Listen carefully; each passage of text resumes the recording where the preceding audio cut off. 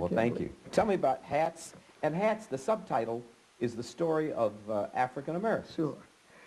About 3 years ago, the Lord gave me hats. And I don't say that lightly, because I think sometimes people say, you know, God spoke to me or I was inspired by God, and they really are just, they don't really mean what they say. But hats was something that when it came to me, I felt like, you know, is this something I'm remembering?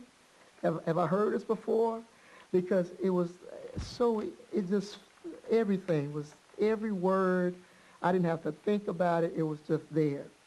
And it's, oh, hats has taken me so many places, brought me so much joy, because it's the story of my people, where we've come from, where we are today, where we're going to be in the future. And for the first time, I started thinking about our history all in one lump sum, all the places that we've gone, every level that we've aspired to, and all the challenges that we faced.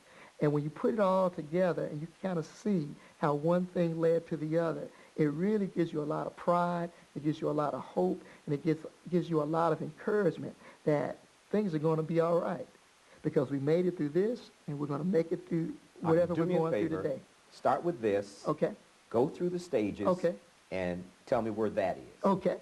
I started hats with Africa, because I think a lot of times when I was in school, we always started African American history with slavery.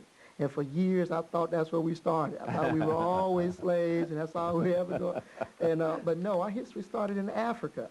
And, you know, we started out as kings and queens, and we were the first to use mathematics and the first to work with metal. And so that's where I wanted to start the story, there with Africa.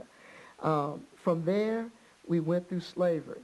And I think if you think about slavery, it's really a good thing in that if you look at history, all of the great people came through slavery.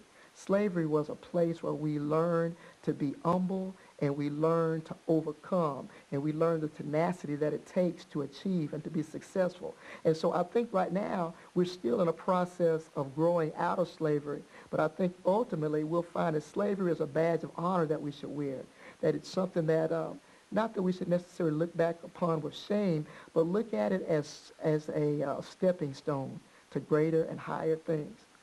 From slavery, we went through that terrible period of time of Reconstruction, trying to rebuild who we were as a people, trying to make ourselves, create ourselves anew. You know, people talk about Madonna as being so wonderful because she recreated. Well, African Americans, we recreated ourselves after slavery. We had to establish and decide who we were as a people, what we were going to be like, what kind of music we were going to listen to, how we were going to dress. And so we created everything.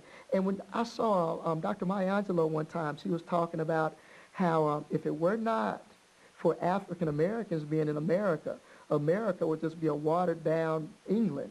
But it's because of African Americans, the presence that we bring, that we really molded the culture that we live in today. This country was really largely in part to the fact of our presence, that it is everything, all the wonderful things that it is today.